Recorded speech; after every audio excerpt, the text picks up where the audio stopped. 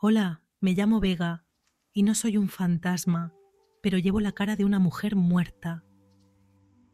He venido a esta ciudad con un solo propósito: encontrar al hombre que mi hermana amó hasta la locura y al que abandonó sin una explicación. Un hombre brillante, atormentado, que vive encerrado en el mausoleo de su recuerdo. Mi plan era simple: usar su rostro, mi rostro, como una llave para entrar en su vida y arrancarle la verdad.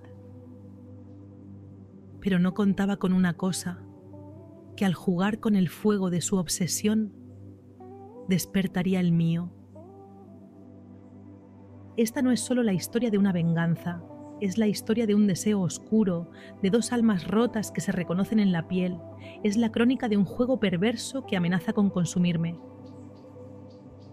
En los próximos minutos te voy a contar cómo una sola decisión puede arrastrarte a un abismo o elevarte hacia una verdad que no sabías que buscabas.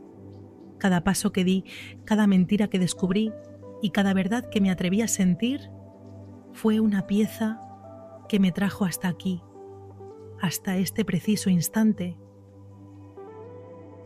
No te voy a contar un cuento de hadas, ni una tragedia. Te voy a contar simplemente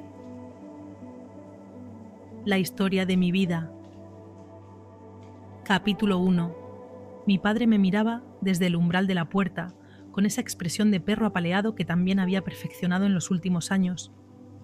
Quería que sintiera el peso de su dolor, la daga de la culpa clavándose en mi conciencia, pero yo, en ese momento, era impermeable a todo.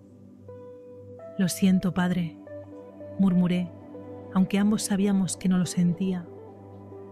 «La decisión está tomada».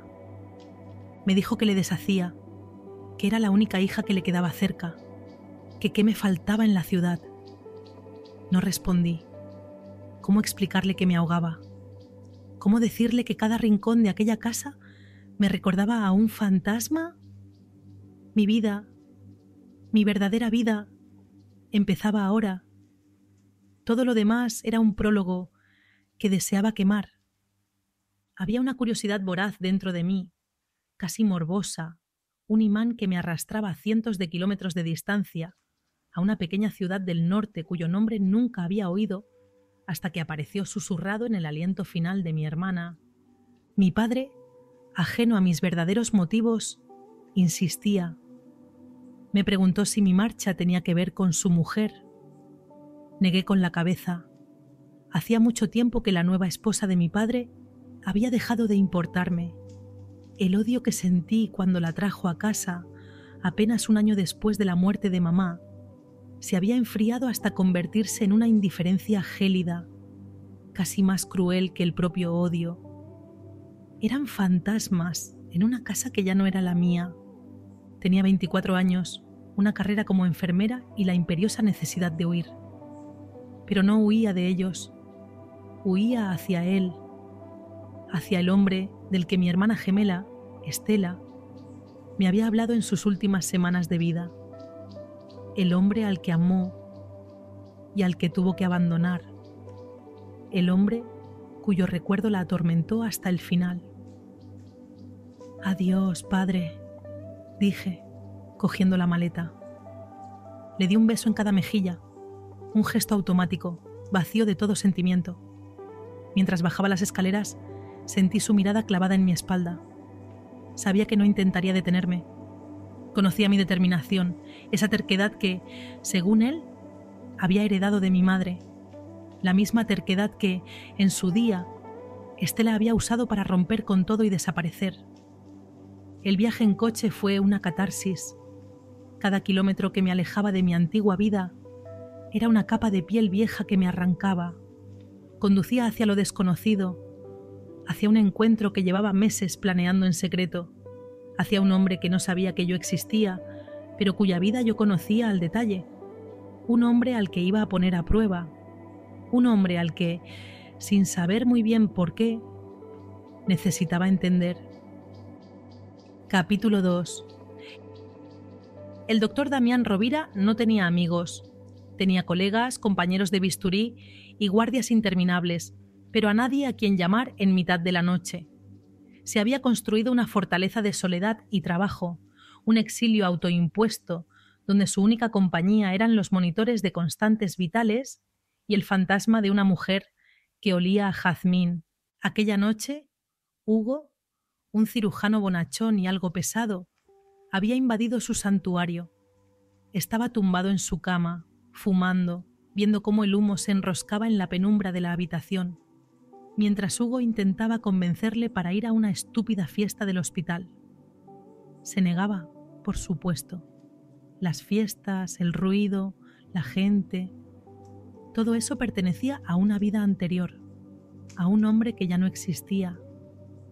Hugo, en su deambular por el cuarto, se detuvo ante la consola y entonces lo vio.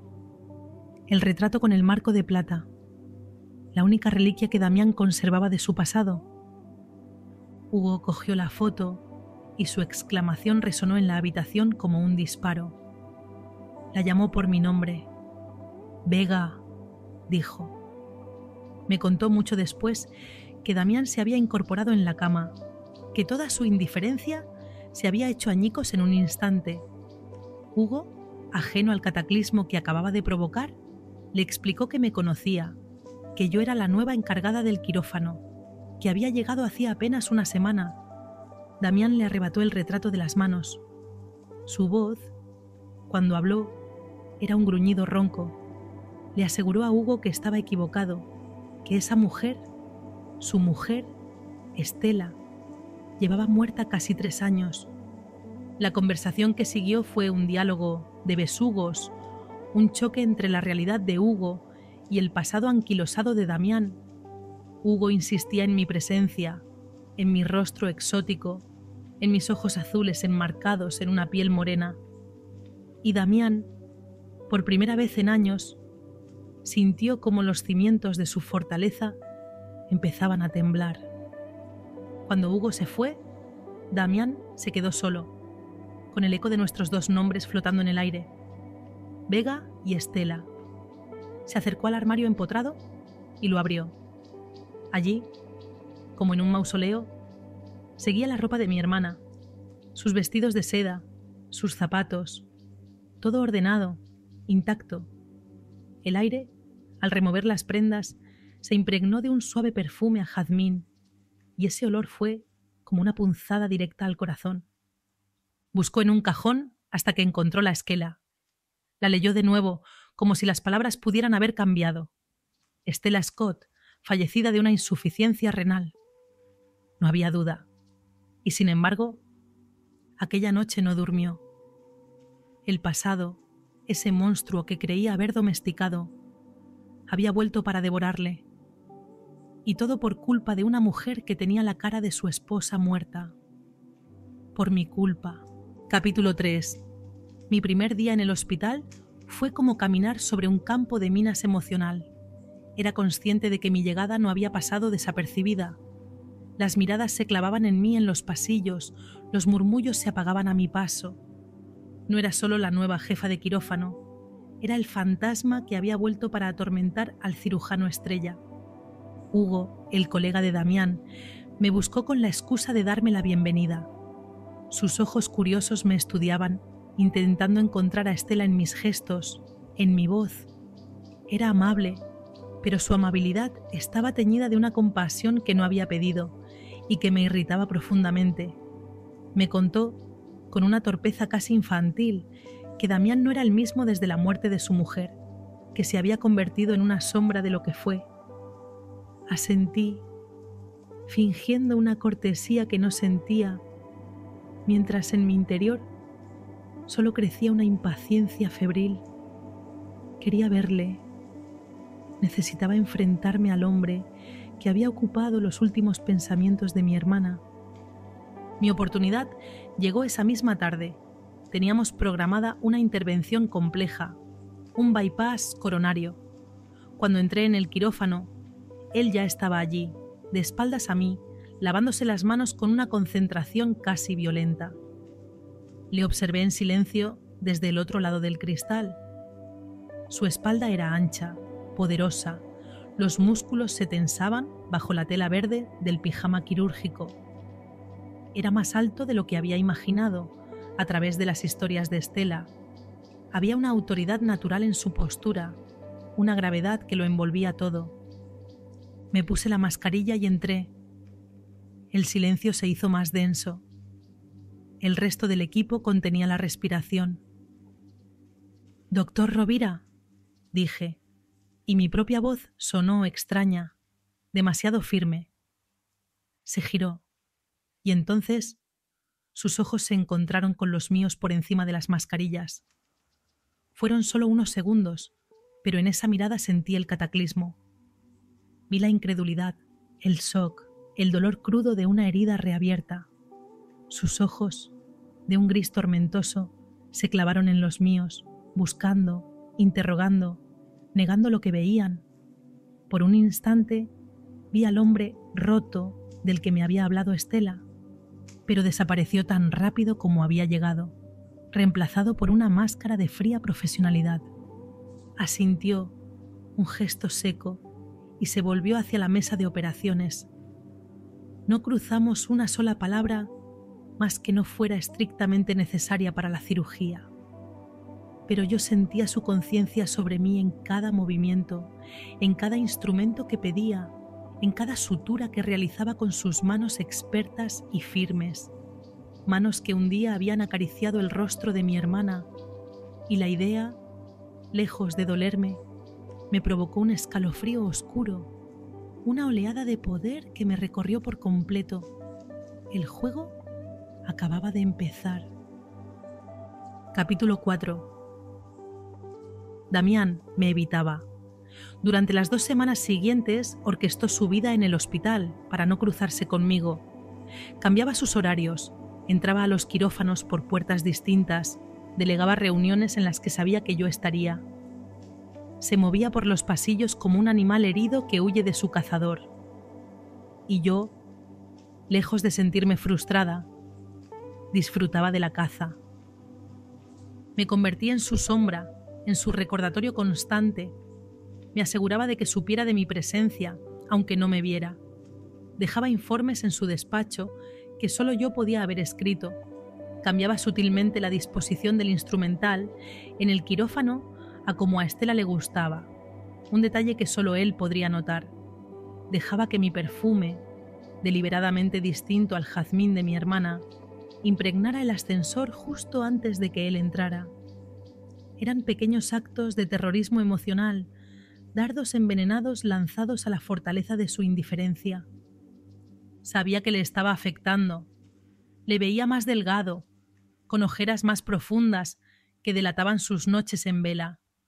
Hugo me contaba, con una preocupación genuina, que Damián estaba más huraño que nunca, que apenas comía, que vivía a base de café y nicotina. Yo le escuchaba, con una falsa expresión de empatía, mientras por dentro saboreaba cada detalle de su tormento. La confrontación era inevitable y sabía que tenía que provocarla yo. Una noche le esperé a la salida de su guardia. Estaba lloviendo, una cortina de agua fina y persistente que envolvía la ciudad en una neblina melancólica. Le vi salir del hospital con la cabeza gacha, cubriéndose apenas con el cuello de su abrigo. Avancé hacia él, saliendo de las sombras del aparcamiento. «Doctor Rovira», le llamé. Se detuvo en seco, pero no se giró. Pude ver la tensión en sus hombros, la rigidez de su cuerpo.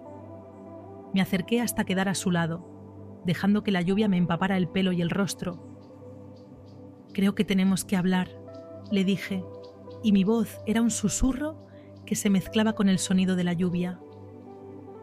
Se giró lentamente. Su rostro, a la luz pálida de una farola, era un mapa de dolor y rabia contenida. El agua le resbalaba por la cara, mezclándose con lo que podrían haber sido lágrimas. «Usted y yo no tenemos nada de qué hablar», respondió, y su voz era áspera, hostil. Me acerqué un paso más, invadiendo su espacio personal. Podía oler el aroma a hospital, a antiséptico y a cansancio que emanaba de él. Y bajo todo eso, el olor único de su piel.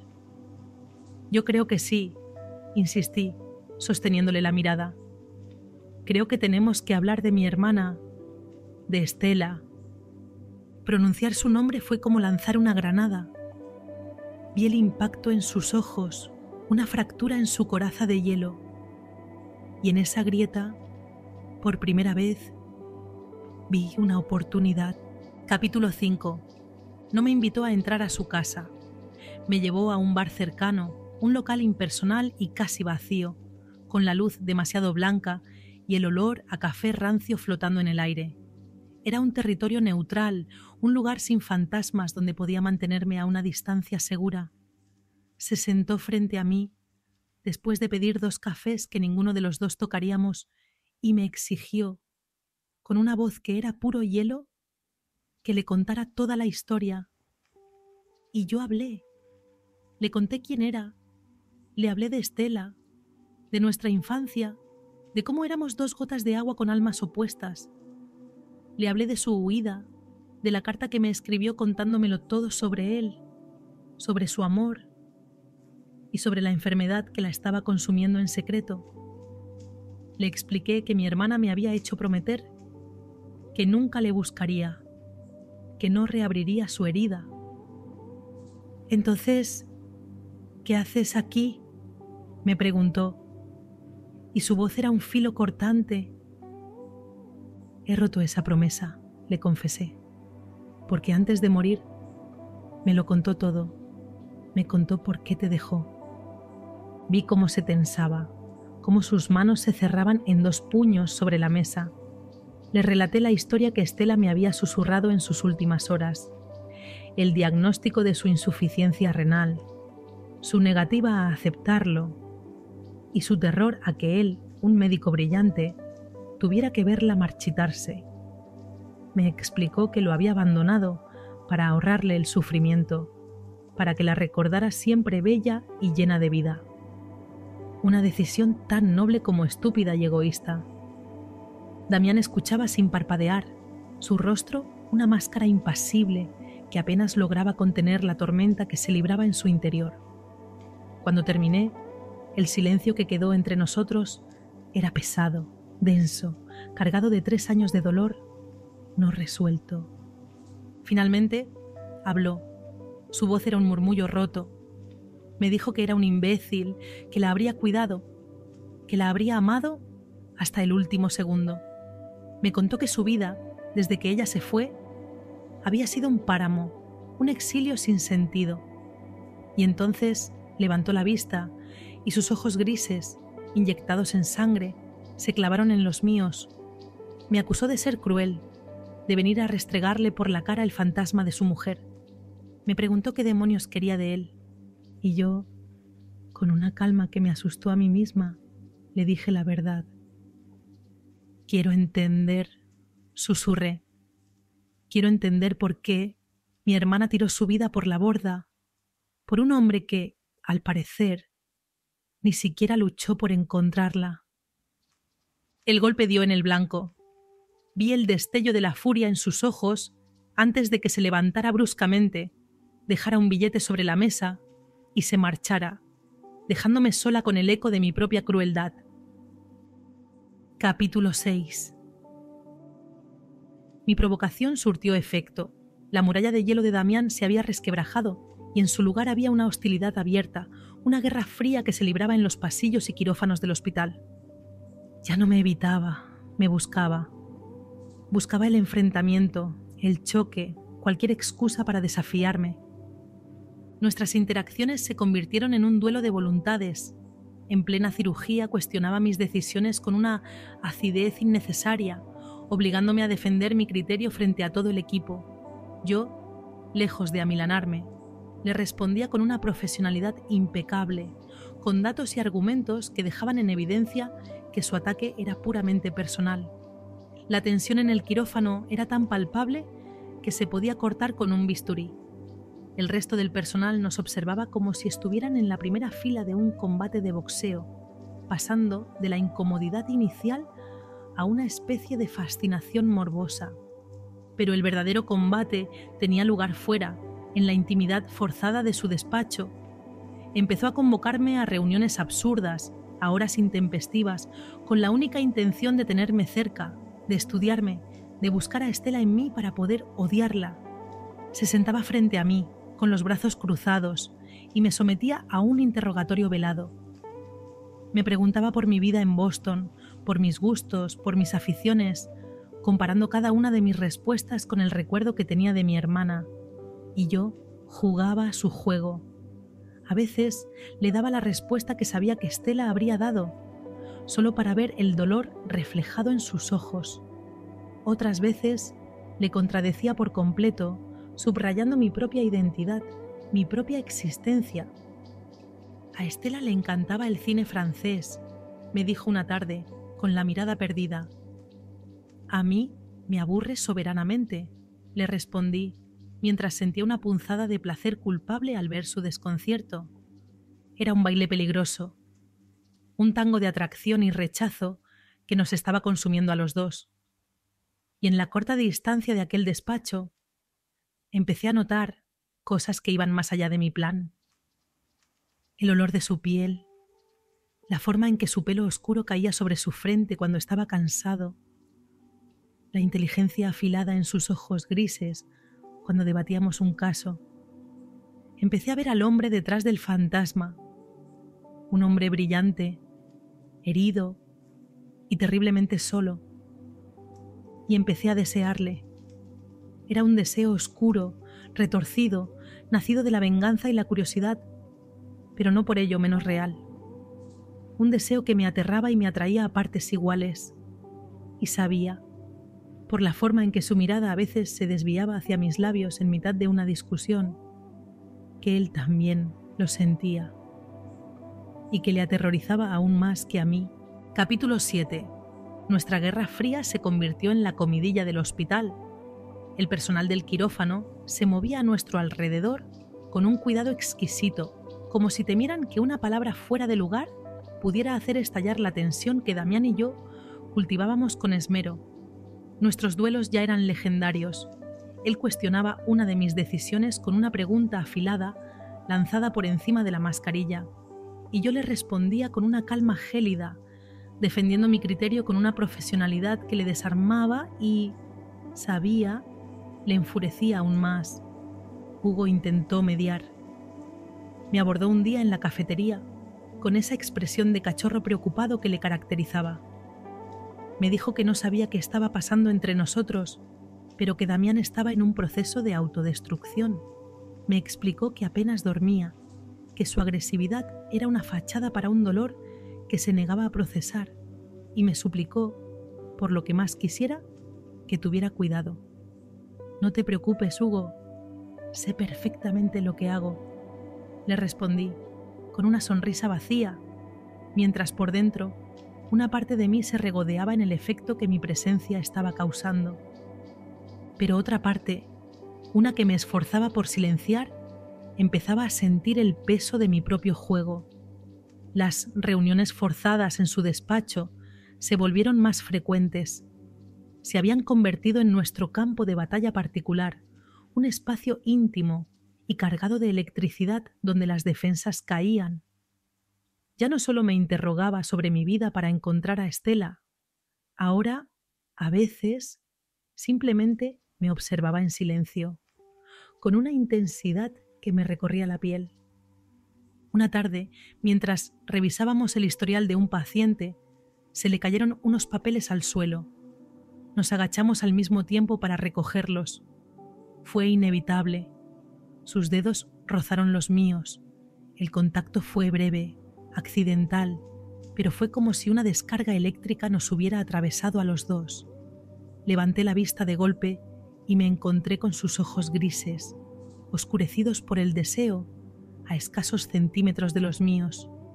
El aire se volvió denso, irrespirable. Pude oler el perfume de su piel, una mezcla de café, nicotina y algo más profundo, puramente masculino. Nos quedamos así, suspendidos en el tiempo, durante una eternidad que duró apenas 3 segundos. Fui yo quien rompió el hechizo. Aparté la mano como si quemara. Me incorporé y salí de su despacho sin decir una palabra, con el corazón martilleándome en el pecho. Aquella noche supe que había perdido el control. Esto ya no era un juego. Capítulo 8. Después de aquel roce, la hostilidad de Damián se transformó en algo mucho más peligroso. Una vulnerabilidad palpable. Ya no podía sostener su máscara de indiferencia. El deseo, una vez reconocido, se había convertido en un tercer actor en nuestra enfermiza relación. Un fantasma mucho más real que el de mi hermana. Dejó de convocarme a reuniones absurdas. En su lugar, el silencio entre nosotros se llenó de un peso incómodo. Sentía su mirada siguiéndome por los pasillos, observándome desde el otro lado del cristal del quirófano. Ya no era una mirada de odio, sino de confusión, de anhelo. Me estaba viendo a mí, a Vega, y eso le aterraba. La tregua se rompió una semana después. Me pidió que me quedara después de la última cirugía del día. El quirófano ya estaba vacío, sumido en la penumbra verdosa de las pantallas de los monitores. Se quitó la mascarilla y vi en su rostro un cansancio que parecía venir del alma. Me habló de Estela, pero esta vez no para comparar. Me preguntó, con una voz ronca, casi un susurro, si ella había sufrido mucho al final. Me pidió que le contara cómo fueron sus últimos días. Y yo, viéndole allí, tan expuesto, tan despojado de su arrogancia de cirujano estrella, sentí cómo mi coraza de venganza se resquebrajaba. Le conté la verdad. Le hablé de la entereza de Estela, de su rabia contra el mundo, de cómo se aferró a la vida hasta el último suspiro. Le conté que, en sus delirios, a veces pronunciaba su nombre. Vi cómo sus ojos se llenaban de lágrimas, y por primera vez desde que había llegado a aquella ciudad, sentí una punzada de piedad y de algo más, algo que se parecía peligrosamente a la ternura. Me acerqué a él, movida por un impulso que no pude controlar, y puse una mano sobre su brazo. Sentí el músculo tensarse bajo mi contacto. Levantó la vista y en su mirada ya no había odio ni confusión, solo un deseo abrumador y desnudo que se reflejaba en el mío. «No puedo más, Vega», susurré, hablando por los dos. Se apartó de mí bruscamente, como si mi contacto le quemara. Caminó hasta el otro extremo del quirófano, dándome la espalda. Y entonces, con una voz que había perdido todo su filo, me dijo que necesitaba hablar conmigo, pero no allí, no en el hospital. Me pidió que nos viéramos esa noche, en el mismo bar donde nos habíamos encontrado la primera vez. Y yo, sabiendo que estaba cruzando un punto de no retorno, acepté. Capítulo 9. El bar seguía casi tan vacío como la primera vez. Un purgatorio de mesas desiertas, bajo una luz demasiado cruda. Damián no se sentó frente a mí, sino a mi lado, en el mismo lado de la mesa. Un gesto que eliminaba la barrera entre nosotros y que me obligaba a ser consciente de su cercanía, del calor que emanaba de su cuerpo, de la tensión que vibraba en el aire. Esta vez no hubo acusaciones, ni rabia, solo un silencio pesado, cargado de 3 años de preguntas sin respuesta. Me habló de Estela, me contó cómo se conocieron, el impacto que supuso su llegada a su vida, describiéndola no como una mujer, sino como un cataclismo, un torbellino de luz que había puesto su mundo ordenado patas arriba. Hablaba de ella con una mezcla de adoración y dolor crudo, y yo, por primera vez, sentí una punzada de celos hacia mi propia hermana, hacia la mujer que había sido capaz de inspirar una devoción tan absoluta. Y entonces me preguntó por mí. Quiso saberlo todo, con una curiosidad casi febril. Quería entender cómo era posible que yo existiera, tan idéntica y a la vez tan distinta. «Pregunta lo que quieras, Damián», le reté, sosteniéndole la mirada. No tengo nada que esconder. Le hablé de mi vida, de mi carrera, de mis sueños, que siempre me habían parecido tan pequeños y prácticos en comparación con los de Estela. Y mientras hablaba, sentía su mirada recorriéndome, no buscando a mi hermana, sino a mí, viéndome, descubriéndome. En un momento, mientras describía un recuerdo de mi infancia, una sonrisa se me escapó sin querer.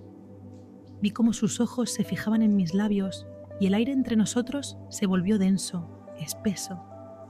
La conversación murió. El silencio que quedó estaba lleno de una electricidad peligrosa. Lentamente, como si estuviera moviéndose a través del agua, alzó la mano y con el dorso de los dedos rozó mi mejilla.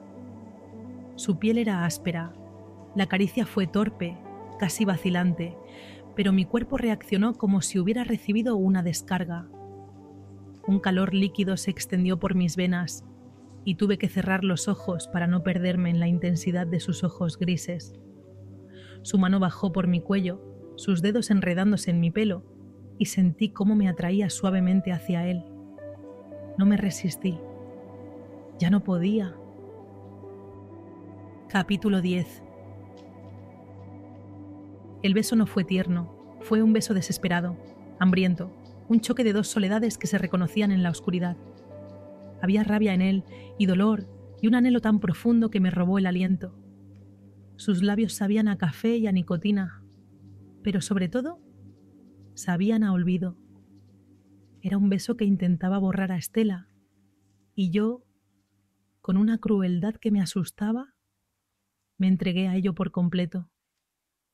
Mis manos se aferraron a su camisa, atrayéndole más hacia mí, respondiendo a su desesperación con la mía. Esto no era amor, era algo mucho más primario, más oscuro. Era un acto de posesión mutua, un intento de exorcizar a nuestros fantasmas, usando nuestros cuerpos como arma y como refugio. Nos separamos sin aliento, con la respiración agitada y las frentes pegadas. Ninguno de los dos dijo nada. No hacía falta. Acabábamos de cruzar una línea y ambos sabíamos que ya no había vuelta atrás. Me llevó a su coche en silencio. El trayecto hasta su apartamento fue un limbo tenso, cargado de una anticipación que era casi dolorosa.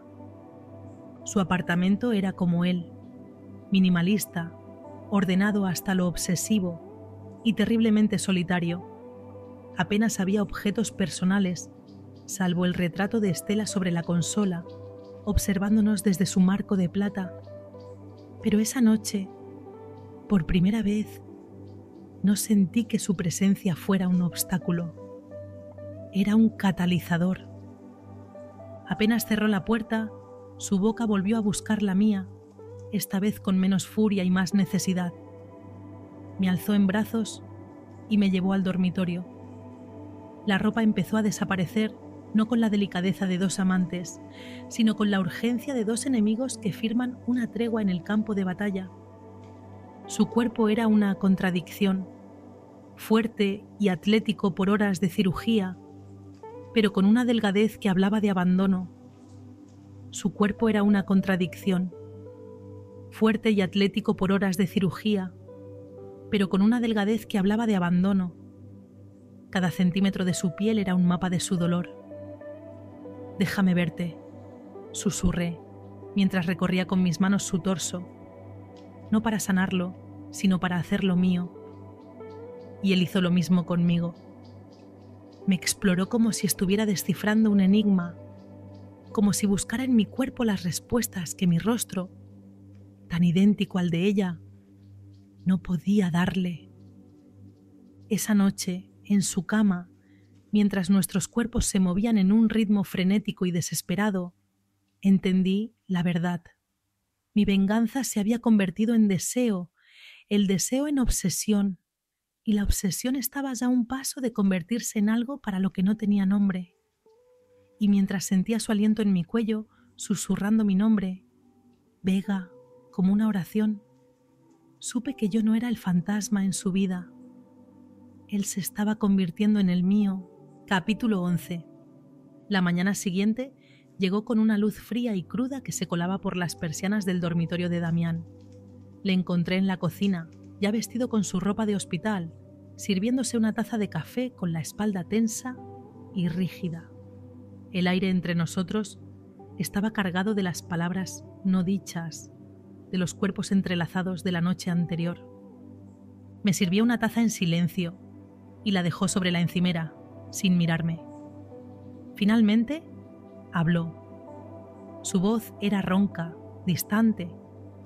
Me dijo que lo de anoche había sido un error, un momento de debilidad del que no pensaba hablar. Me explicó que éramos dos adultos y que esperaba que yo fuera lo suficientemente inteligente como para no confundir las cosas. Yo cogí la taza, sintiendo el calor de la porcelana contra mis dedos fríos. Le miré fijamente. «No fue un error, Damián», le respondí, y mi voz era tranquila, segura. Fue una consecuencia. Pude ver un destello de confusión en sus ojos grises antes de que volviera a levantar su muralla de indiferencia. Me comunicó que me llevaría a mi casa para que pudiera cambiarme y que nos veríamos en el hospital.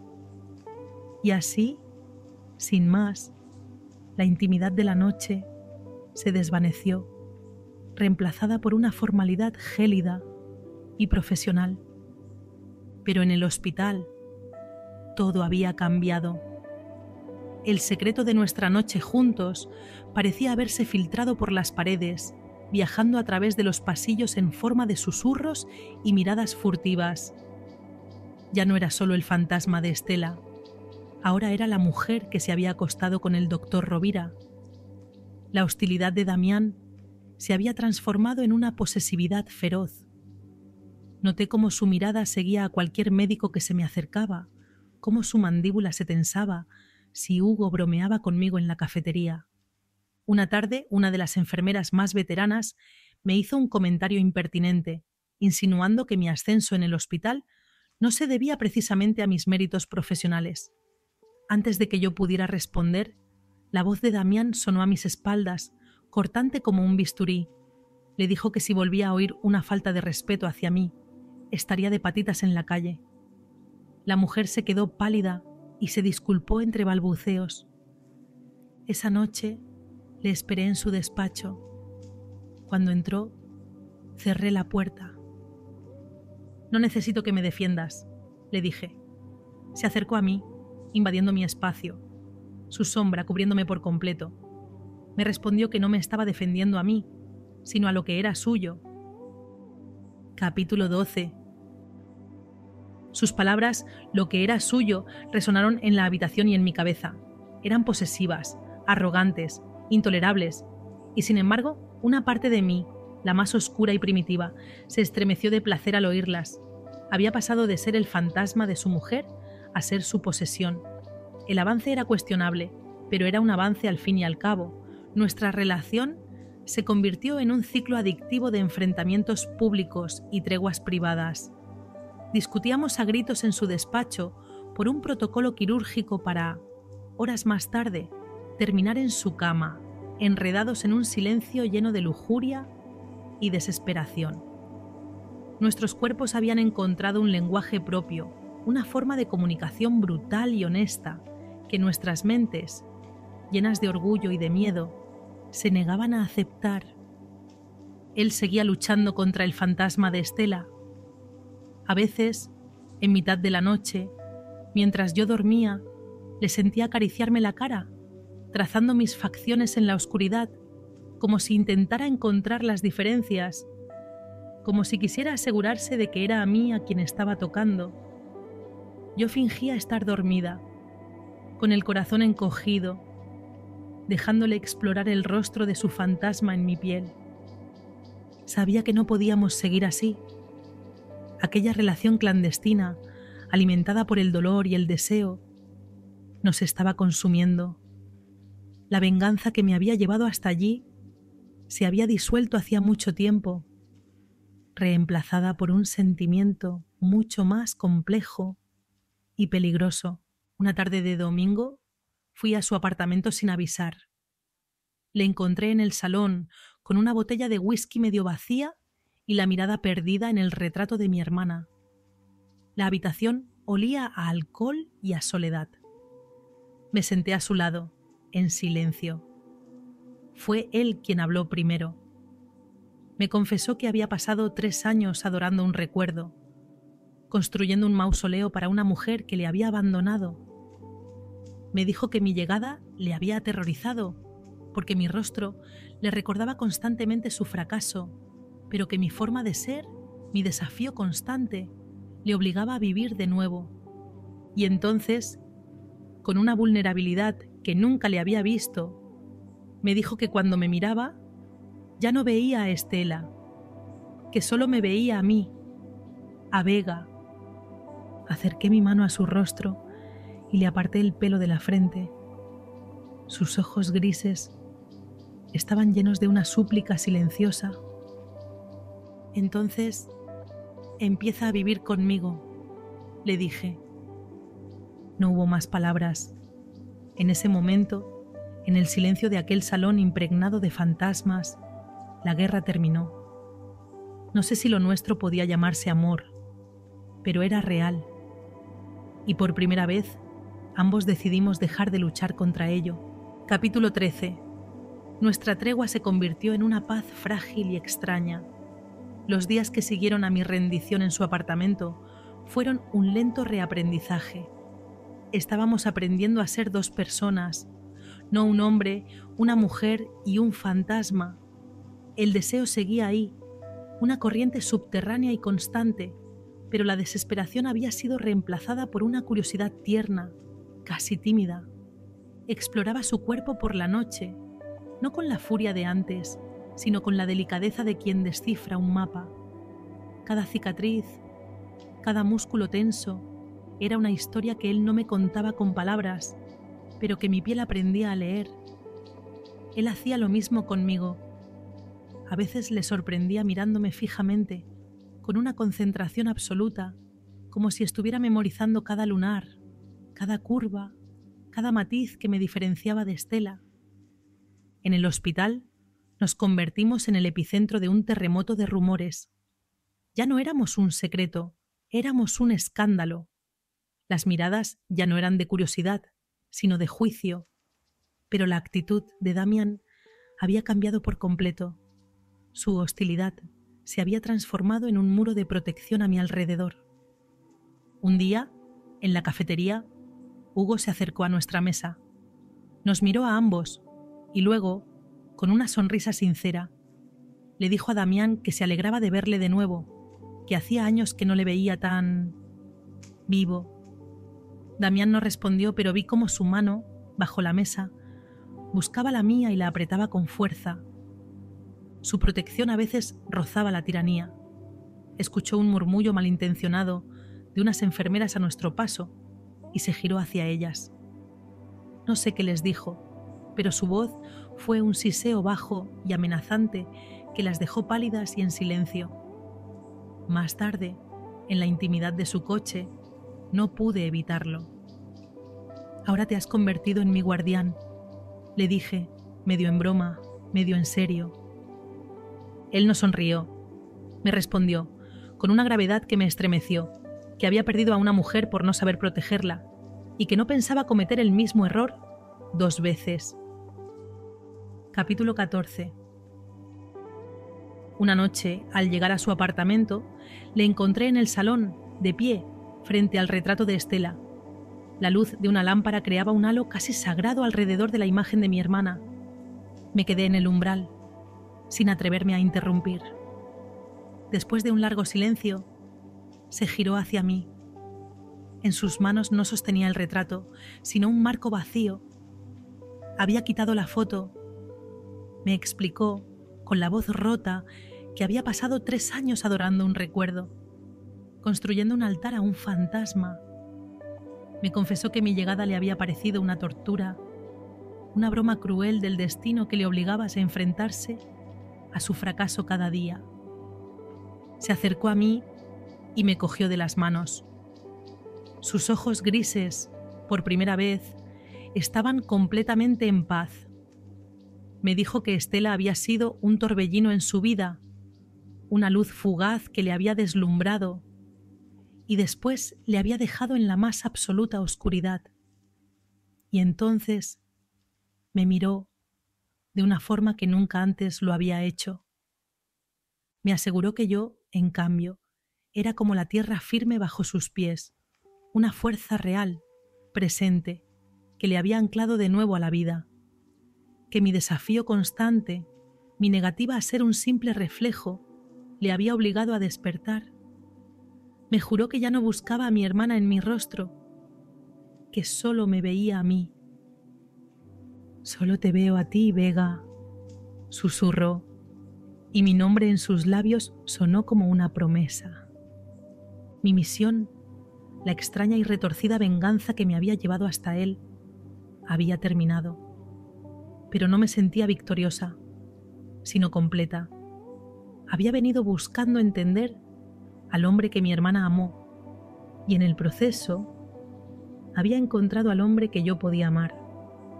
Un hombre imperfecto, herido, pero real. Damián me preguntó si estaba lista para empezar de cero, para construir algo nuestro, lejos de los fantasmas de aquella ciudad. Acerqué mi mano a su rostro y acaricié la cicatriz casi invisible de su ceja. «Solo si es contigo», le respondí. Y supe, en ese instante, que mi viaje por fin había terminado y que uno nuevo, el nuestro, no había hecho más que empezar.